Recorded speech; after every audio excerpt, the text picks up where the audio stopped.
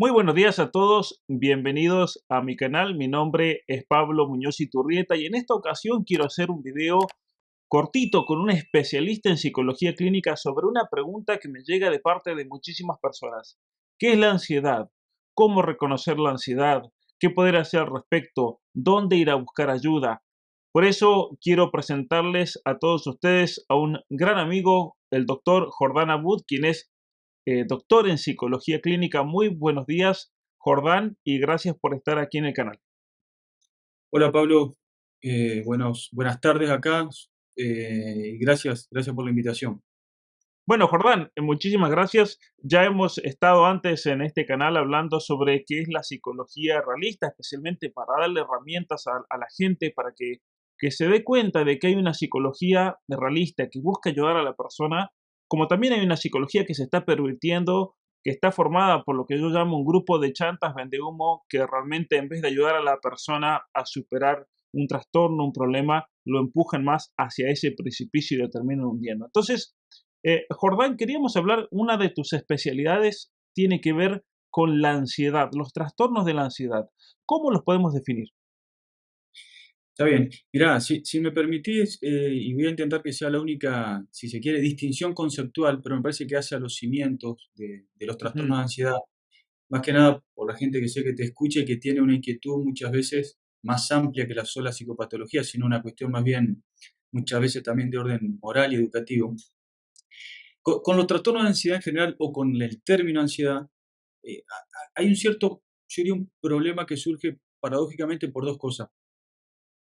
Por un sobrediagnóstico y por un subdiagnóstico. Sobrediagnóstico porque todos usamos la palabra ansiedad y llega un momento que no se sabe bien qué es.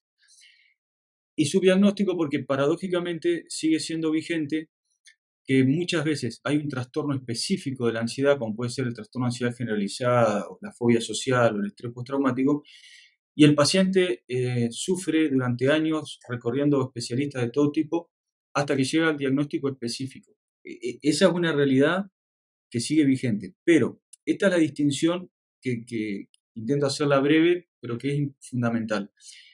Eh, la ansiedad tiene, si se quiere, el término tiene de alguna forma un analogado, porque es cierto que existe la psicopatología ansiosa, de la cual ujú. es la que vamos a hablar hoy, pero también es cierto que se puede usar con alguna legitimidad de la ansiedad como un fenómeno más bien existencial, porque en realidad la ansiedad tiene dos facetas, podríamos decir, o dos grandes facetas. Una cuestión de angustia, de tristeza, de zozobra, y hay algo de ansiedad en eso. Y la ansiedad tiene algo de hiperactividad, de inquietud persistente, de una, yo diría, una alerta permanente. Y estas dos cosas que acabo de decir, la tristeza, la angustia y la zozobra, la inquietud, también se aplican para lo espiritual, que no es estrictamente una psicopatología, es un fenómeno espiritual. Si alguien me pregunta, bueno, pero esto está culturalmente, por supuesto que hay una ansiedad como fenómeno morboso espiritual. Es decir, ¿por qué? Y porque uno legítimamente podría decir que el mundo moderno está permanentemente eh, buscando una seguridad y una certeza que desde el punto de vista existencial no existe, porque estamos muy volcados hasta por una propuesta sociolaboral a un confort que llena de inquietud permanente que nunca llega a una serenidad, porque la angustia a veces está apoyada sobre una cierta tristeza espiritual de no valorar los bienes. Pero todo eso es un fenómeno que legítimamente se podría genéricamente agrupar en la ansiedad, pero después tenemos el otro fenómeno, que por supuesto que tiene un matiz espiritual, una mixtura espiritual, pero que es la parte más propia del psicólogo clínico. Y ahí es donde conviene ser lo más detallista posible, que es la ansiedad como cuadro psicopatológico. Ansiedad que sin dudas hay una epidemia, eso por un lado, que tiene síntomas muy concretos y muy puntuales, y que curiosamente tiene también estas dos caras. O sea, la ansiedad tiene un aspecto de angustia, de tristeza, que lleva muchas veces al insomnio, a la mala alimentación, a no poder disfrutar de las cosas elementales de la vida, pero tiene también este costado de una inquietud que muchas veces el paciente llega al consultorio porque reconoce en un momento de su vida que estrictamente hablando se ha desquiciado, se perdió las riendas de su propia vida en cuestiones muy concretas como es el hecho de no poder concentrarse, o sea, no poder disfrutar ni de cuestiones cotidianas, el estar en un estado de irascibilidad con mayor frecuencia, el tener una preocupación exagerada, excesiva e inmanejable respecto al futuro. Ujú, Digamos, esa es la distinción general que a mí me parece importante hacer porque todo estaría dentro de lo legítimamente denominado ansiedad, pero con estas dos caras, ¿no? Este fenómeno psicológico, psicosomático, emocional y el fenómeno espiritual. Entonces ahí sí, hecha esta distinción, ahí sí larguemos todo lo que vos quieras, que hablemos del trastorno de ansiedad como cuadro psicopatológico. ujú.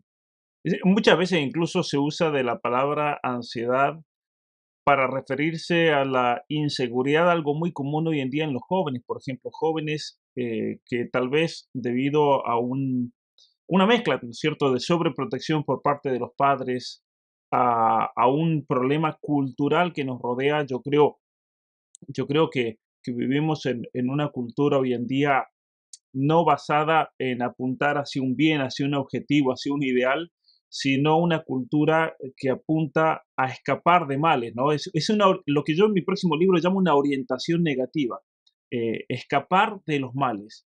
Y es parte de ese utilitarismo que busca, ¿no es cierto?, tratar de aprovechar cualquier tipo de placer presente porque no hay nada más, el futuro es vacío, esa orientación negativa. Y por lo tanto eso crea un gran miedo, me parece, en la persona, ¿no es cierto? Y eso yo creo que ha hecho surgir ya a principios del siglo XX, se habla de toda la ansiedad como una característica del mundo moderno. Pero, por ejemplo, para una madre, muchas madres me escriben al respecto, que ven ansiedad en sus hijos, que ven ansiedad en las chicas adolescentes. ¿Cómo las puedo ayudar? Estamos hablando de una noción generalizada, ese peligro que llamabas de usar ansiedad para todas las cosas, o hay realmente un problema verdadero que están observando los padres en sus hijos, con respecto a esa inseguridad y ese miedo, ¿no? Sí, no, no, sin duda que cuando uno desglosa psicológicamente el fenómeno de la ansiedad, uno nota que hay, podríamos decir, variables psicológicas que no por casualidad se repiten y van conformando como un cierto fenómeno universal, digamos que son los que sostienen invisiblemente el cuadro, y que justamente, como vos decías recién, van eh, muy de la mano de pautas culturales, ¿no? De ciertas cosas que se respiran y que sin darnos cuenta los padres, a veces pautas con las cuales educamos a nuestros hijos, criterios con los cuales que nuestros hijos respiran. Ahora te voy a dar uno o dos ejemplos muy concretos, pero me interesa también esta noción porque la ansiedad se genera y se afianza en realidad en la conformación de determinados hábitos. Lo que pasa es que cuando uno habla de hábitos, uno a veces solamente piensa en los hábitos morales y el pensar y el sentir también se genera respecto a, o se va conformando en un entramado de hábitos. Entonces, por ejemplo, vos creo que recién hacías una mención a esta cuestión del miedo y la inseguridad. Por ejemplo, nuestra cultura, que no tengo duda que es un caldo de cultivo ideal, lamentablemente, para el crecimiento exacerbado y permanente de trastorno de ansiedad, tiene, entre otras ambivalencias, entre otras contradicciones y ambigüedades, de que, eh, por un lado, propone y quiere hacerle creer al hombre de que tenemos un cierto control de, yo diría, de todo, Ujú, de nuestro futuro, de nuestra salud, de la información, de nuestra seguridad, del clima, de lo social, de la comunicación, ni hablar si entráramos justamente en el terreno de la cuestión tecnológica. Es decir, no hay dudas de que el ser humano hay una creencia, un imperativo cultural que va por el lado de esta cierta deificación del hombre donde aún el joven, el niño, cree que hoy por hoy es dueño de todo, es decir, es dueño del tiempo, es dueño de los espacios, es dueño de... porque hay como un crecimiento irreal. Ahora, eso tiene un impacto psicológico porque una variable que está estudiada en los trastornos de ansiedad es que hay una adaptación exagerada, excesiva, irreal, en el control de, eh, de lo posible y lo no posible, pero es como que el ansioso se hace creer y mantiene una estructura vinculada a sus preocupaciones, a sus recursos, a sus estrategias, donde cree imaginariamente que puede controlar eh, absolutamente todo. Y cuando la realidad misma le va enseñando, le va diciendo, a veces a los cachetazos, de que esa realidad no estaba tan bajo el control como yo creía, aparecen síntomas. Síntomas de desborde, de angustia, de, de insatisfacción, de desconcierto. Ojo, podríamos dar muchos ejemplos, pero el de la tecnología es más fácil de entender, porque a veces nosotros no dimensionamos los riesgos en este aspecto, y un joven, un niño, hoy por hoy, con la tecnología más que nada, cree que puede manejar un problema social, se soluciona bloqueando el contacto, el acceso a la información se soluciona buscando más información, el pronóstico del tiempo se soluciona buscándolo ahí y no saliendo a ver si hace frío o no hace frío. Lo que tengo que decir se soluciona por un audio que lo puedo grabar 4 o 5 veces hasta que me salga bien. Bueno, eso al hombre moderno le hace creer que controla más de lo que controla.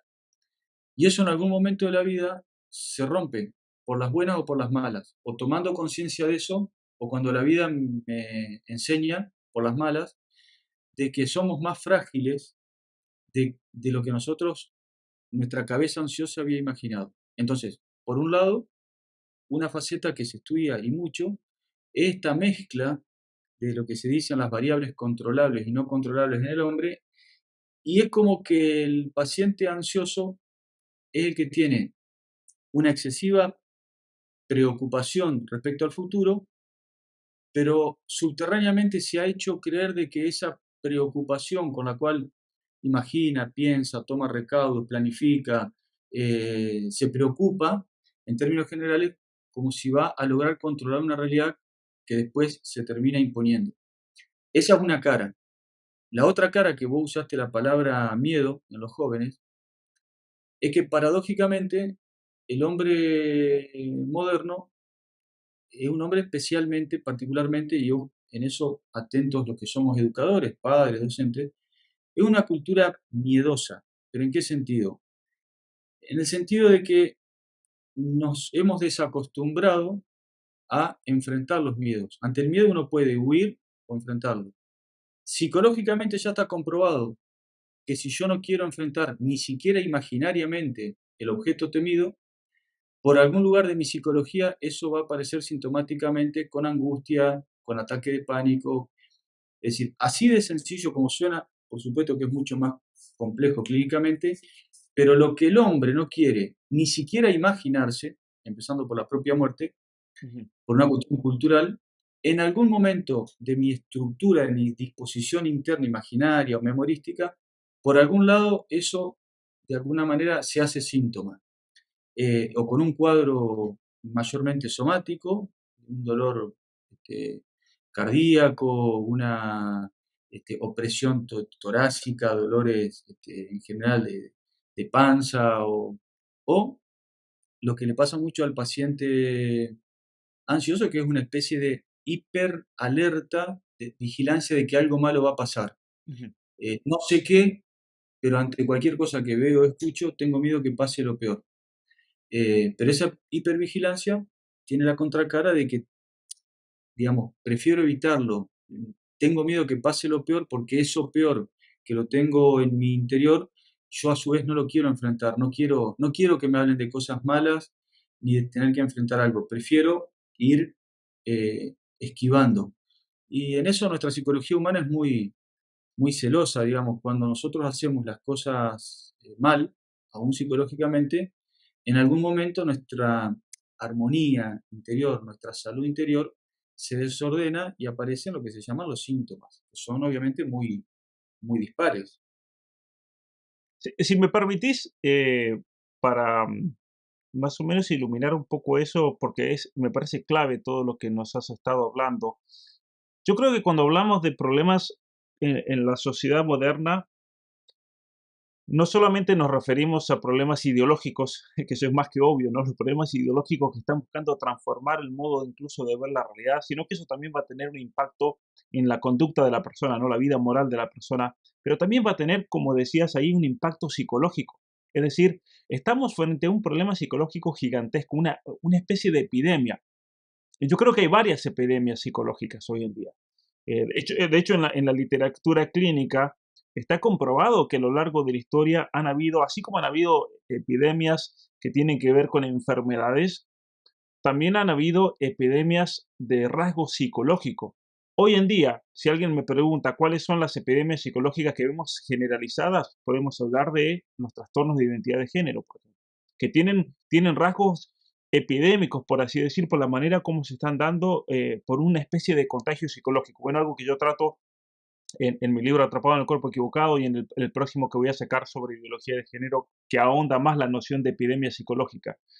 Pero también la cuestión de la ansiedad es una epidemia actual. ¿Y sabes por qué, Jordán? Mientras estabas hablando, se me vino a la mente el tema del control.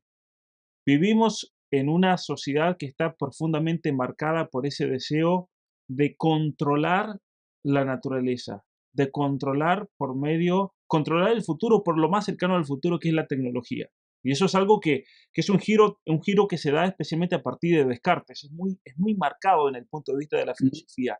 El control de la naturaleza, que luego tiene problemas y desastres ambientales, todas las consecuencias obviamente del mal manejo de la tecnología, pero que curiosamente se pretende arreglar esos problemas tecnológicos con más tecnología, ¿no? La Agenda 2030, la cuarta revolución industrial, que dice a la tecnología hay que arreglarla con más tecnología. Pero dejando de lado ese problema tecnológico, el problema de la ansiedad y del miedo, que es la otra característica, control y miedo.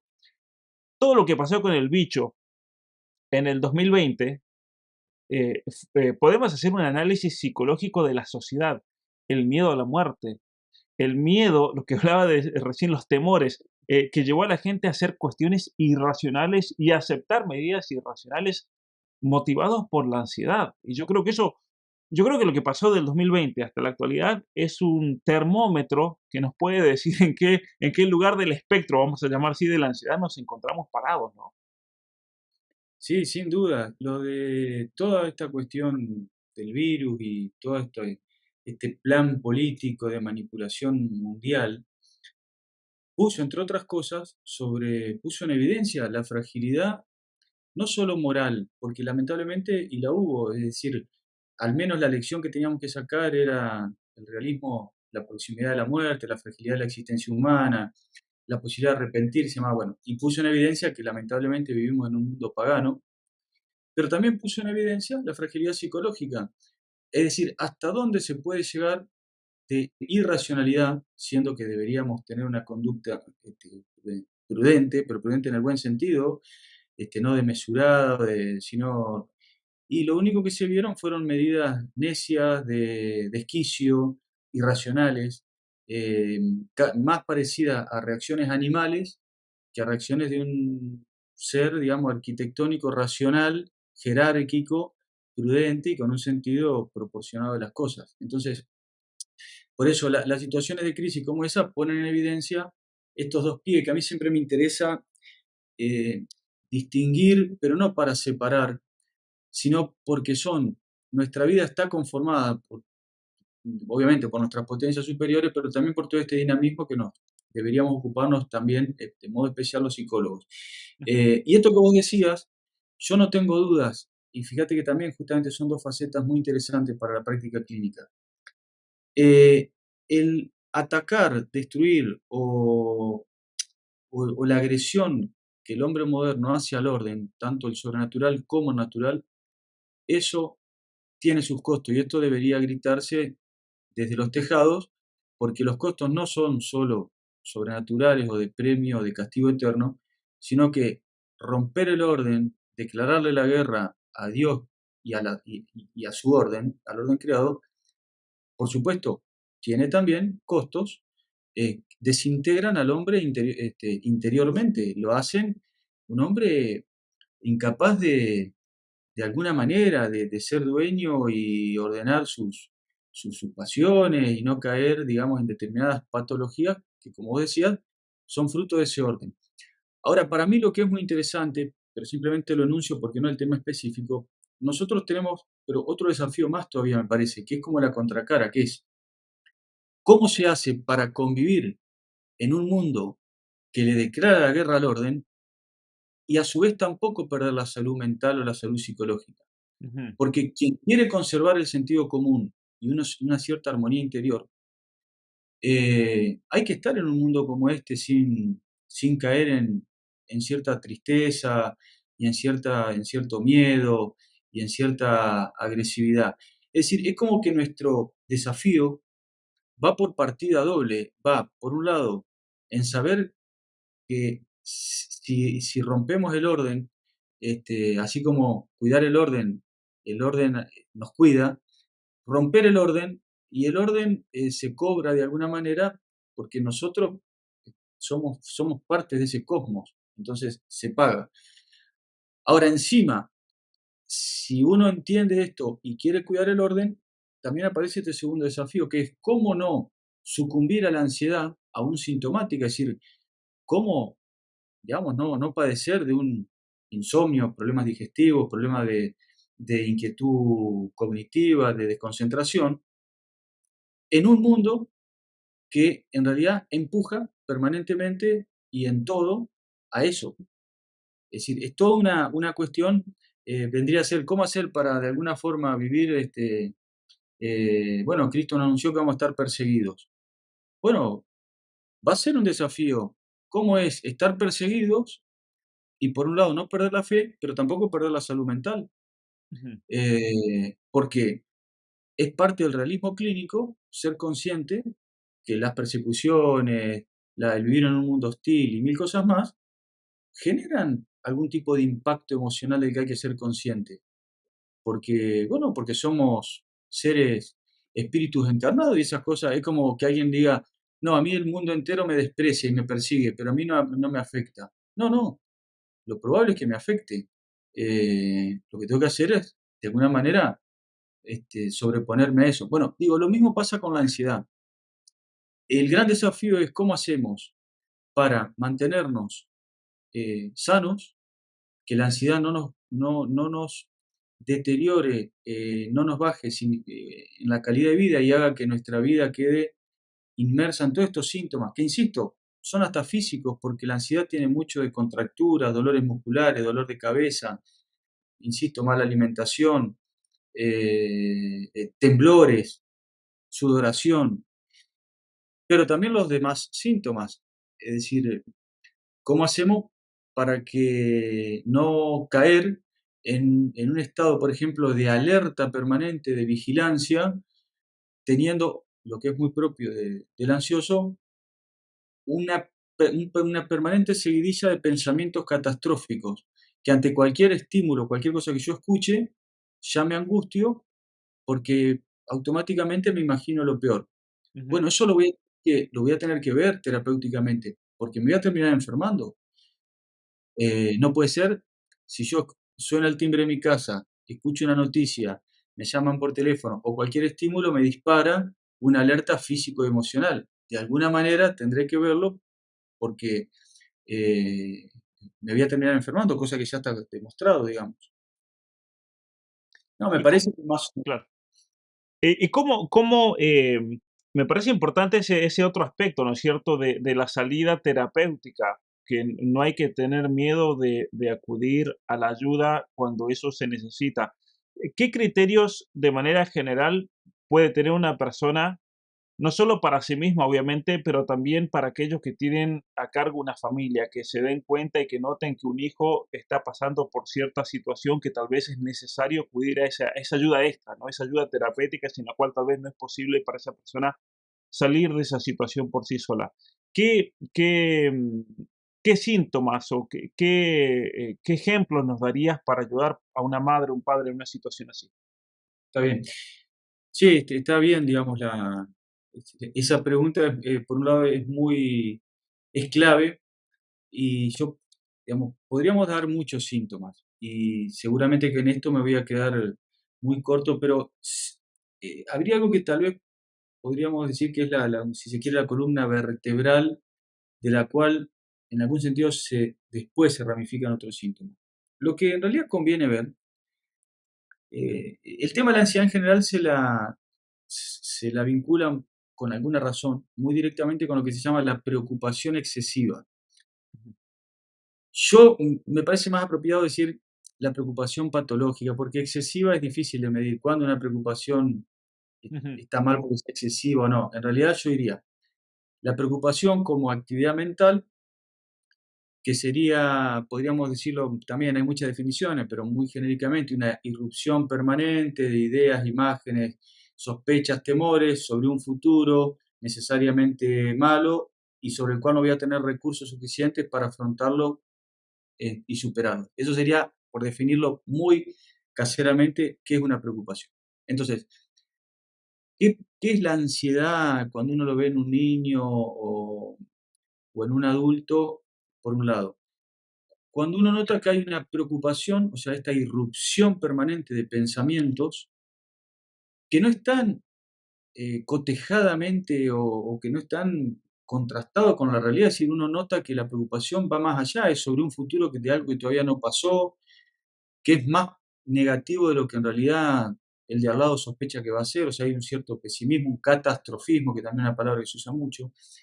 Entonces, por un lado, de alguna manera el síntoma nuclear es decir, acá hay un problema de una preocupación patológica, o sea, la persona tiene en su cabeza un ritmo, un curso de acción, un acelere, una desconcentración de sus cosas cotidianas que es exagerado y patológico. Pero que además va de la mano de algo que también es muy importante evaluarlo, que es que eso lo llevó a tomar determinados reaseguros o hábitos para erróneamente experimentar una seguridad para frenar esa preocupación. O sea, como un síntoma y un contrasíntoma que no deja que sigue siendo parte de la enfermedad. Entonces, es como el paciente obsesivo que se le viene la idea de que se roman las ventanas y el gas, entonces ya salió, vuelve y vuelve a probar de nuevo si está todo bien cerrado y el gas. Uno diría, ah, bueno, mejor. No, mejor no porque alimenta el síntoma. Lo primero es una obsesión y lo segundo es un rito. Si yo tengo la preocupación de que me puedo morir por un virus que nunca supe bien, que cómo era y cómo se contagia, y entonces por eso lo que hago es usar barbijo las 24 horas, no salir de mi casa por un año, medirme la fiebre 25 veces por día. Bueno, eso en realidad es un reaseguro, de alguna manera patológico, disfuncional, de una preocupación que me genera un miedo que me hace perder la proporcionalidad e incluso la razón. Y esto pasa mucho en la preocupación. Esa es la explicación, por ejemplo, de por qué hay tanto insomnio. Es decir, porque el dormir es, si se quiere, una de las actividades más misteriosas de la vida, porque el dormir es un dejarse vencer por el cansancio, pero una actividad más bien pasiva. En nosotros todo lo demás medio que hay que hacerlo, comer, estudiar, trabajar. En cambio, el dormir no es un hacer, es un dejar hacer. ¿Por qué hay tanto insomnio? Porque el hombre no quiere bajar la guardia, ni siquiera cuando se va a acostar, y necesita seguir pensando lo que va a pasar, lo que le va a pasar, cómo le va a enfrentar, qué es lo que le puede suceder, si le pasa esto, qué haría lo otro. Entonces, hay una imposibilidad de alguna manera, de bajar la guardia y el reaseguro pasa a ser tan patológico como la preocupación. Si estoy preocupado, ¿y cómo venzo la ansiedad? Pensando más. No, porque al sumo tengo que aprender a pensar bien, pero pensar más, si es patológico, lo que hace es agravar el síntoma. Entonces yo diría, mirar las preocupaciones, es decir, mirar si hay algún núcleo de preocupación patológica, excesiva, exagerada, catastrófica, y si merced a esa preocupación, el paciente, sea joven o adulto, si empieza a tomar determinadas medidas que parecen de afuera exagerada, parecen como recaudos para ganar una tranquilidad que debería ganarse de forma más realista, no a modo ritual. Ujú, Este, obviamente de ahí se siguen muchos síntomas, es decir, una persona adulta que pasó por 6 o 7 médicos por problemas que creía que era neurológico, eligió que no tiene nada. Problema estomacal no tiene nada. Muscular, le dijeron que nada. Al cardiólogo que está perfecto. Bueno, muchas veces la corporalidad hace saber de que ahí hay algo que es más bien de orden interno cognoscitivo, ujú. un modo de pensar ansioso, que él que de a poco va enfermando el cuerpo. Pero claro, cuando lo estudian médicamente no aparece ninguna causa visible, porque el que está de alguna manera, entre comillas, funcionando mal, es la cabeza, es la imaginación, es la valoración, es la memoria. Claro, claro. Y podemos hablar de, no solamente de una ansiedad como un término, un concepto general, sino también como algo que engloba una serie de patologías que son tipos de esa ansiedad más específicas.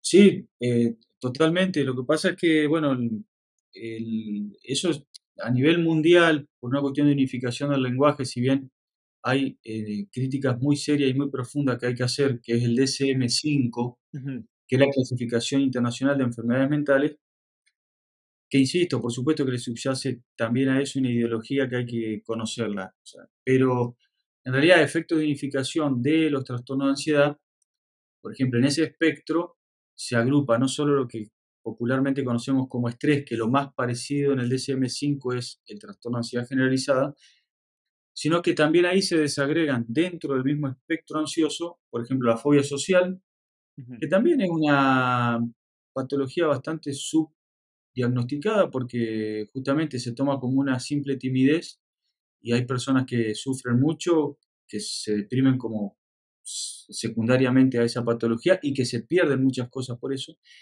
La fobia específica, las personas que tienen un miedo puntual a los cuadros de pánico, que no necesariamente van siempre de la mano del trastorno de ansiedad generalizada. Generalmente sí, pero hay mucha gente que sufre puntualmente o ataques de pánico o trastornos de pánico, cuando eso se repite y se hace casi un modo habitual.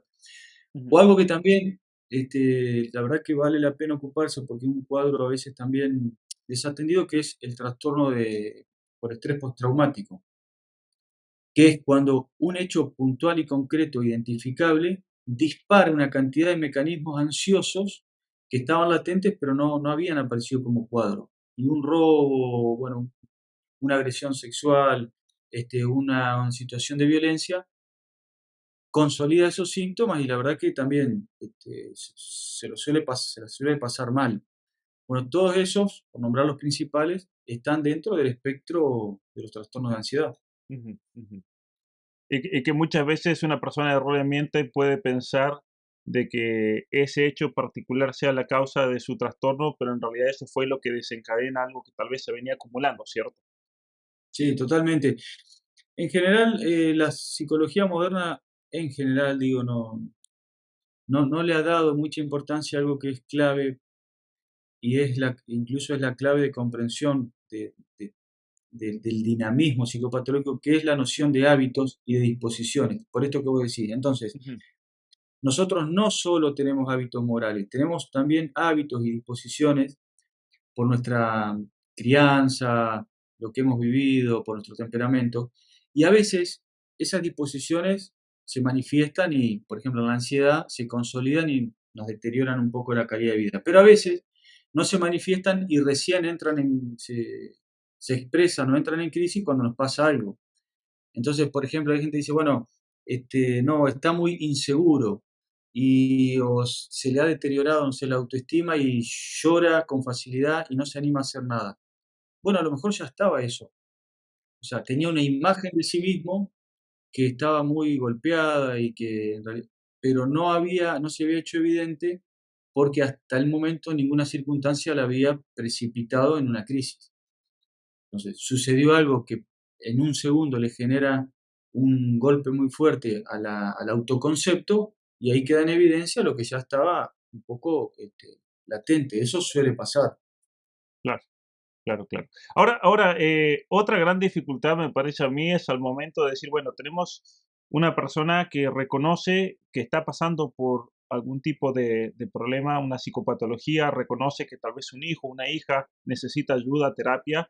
Y el otro gran problema que yo comentaba al principio de esta conversación es, tenemos todo un cuerpo, por así decir, de psicólogos totalmente ideologizados, muchas veces mal formados, superficiales y que en vez de ayudar a la persona a salir de un problema lo empujan hacia el abismo. Y ese es el gran temor hoy en día, ¿no es cierto?, de muchas personas que van al psicólogo. Y por eso a mí me parece importante no solamente descifrar y explicar una psicopatología como el caso de la ansiedad que estamos hablando en este video, sino también de tratar de darle a las personas las herramientas y la ayuda también en caso de necesitarlo. ¿Nos puede contar un poquito acerca del trabajo que están haciendo, Jordán? Hablamos hace un tiempo sobre la psicología realista y hablaste de este proyecto, pero si nos puedes explicar un poco más acerca del centro de ayuda psicológica y especialmente para todos los que nos estén escuchando de cualquier parte del mundo, ustedes están abiertos a ayudar a personas, no importa en qué parte del mundo se encuentren. Por eso también me parece importante recalcar esto. Sí, nosotros acá, digamos, las dos asociaciones a las que yo estoy vinculado, la primera en general, que en la entrevista anterior hicimos mención, que es la Asociación Argentina de Psicología Realista de Chiomo. Bueno, estamos avanzando en muchas propuestas terapéuticas de curso de formación de psicopatología, de supervisión clínica. Es de alcance nacional, por supuesto que a quienes les interese los invitamos a que vean en la página, tenemos actividades, publicaciones y de alcance nacional. Respecto a los trastornos de ansiedad, eh, yo, digamos, dirijo acá en Paraná, en Entre Ríos, el Centro Kairos, que justamente por esto que estamos charlando, hemos armado no solo, digamos, un puñado de psicólogos que entiendan el trastorno de ansiedad y que podamos trabajar de alguna manera coordinadamente, sino que podamos consolidar o avanzar en lo que sería un programa, es Ujú, decir, la intervención, si se quiere, multiprofesional, que pueda considerar todas las cosas que entran en juego en un trastorno de ansiedad y que no, en nuestra opinión, no es suficiente con un seguimiento psicoterapéutico de una vez por semana o de 15 días o de una vez por mes.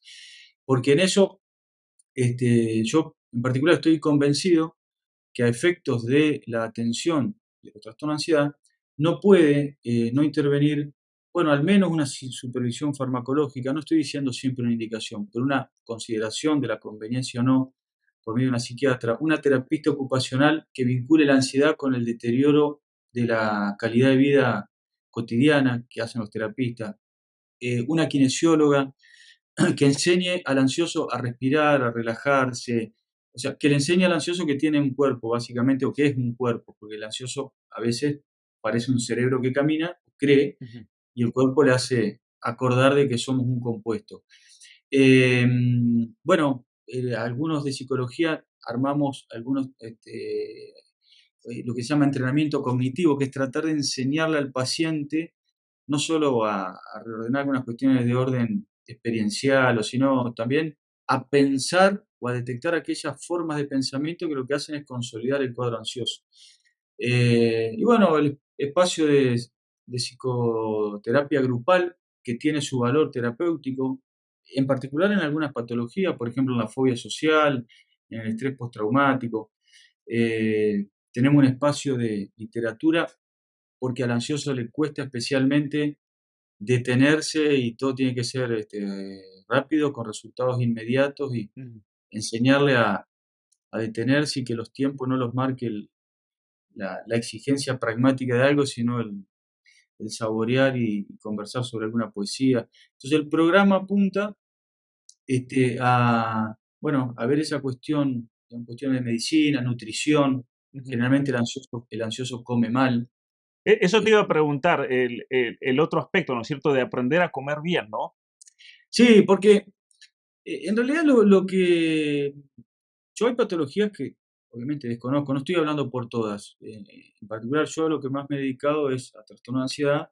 Entonces, al menos en este cuadro, Ujú, lo que uno ve es que En realidad el deterioro, claro, nuestra vida no está segmentada, no es que uno se enferma y hay un segmento, una habitación interna y que lo demás. Entonces, hay cuadros como en esto que se ve claramente cómo empieza a resentir todas las actividades de la vida personal y comunitaria, porque también se resienten los vínculos familiares, se resiente el trabajo, se resiente el cansancio y el descanso. O sea, la persona se cansa mal porque se cansa de una forma, de alguna manera, de mala forma, exigiéndose, pero como con un desgaste que no debería tener, y después descansa mal.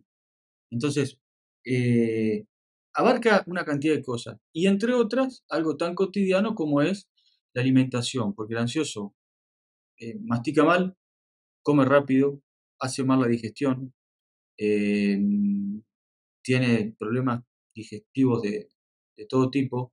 No, entonces, hasta la actividad o hasta las actividades como son comer y dormir, que son en realidad cuando uno está sano, esto nos pasa siempre en la enfermedad. Cuando andamos bien, no valoramos aquellas cosas que son tan cotidianas. Cuando nos empezamos a enfermar, hasta lo más elemental, como es respirar, notamos que hay alguna cuestión que corregir. Entonces la ansiedad, esto pasa claramente. Hay que enseñar en muchos casos, no siempre, pero hay que enseñar a comer, Ujú. hay que hacer una higiene del sueño, hay que enseñar a respirar. Por eso la idea un poco es armar o proponer cuando alguien sufre los síntomas de ansiedad, hacer un recorrido, bueno, lo más humano y completo posible.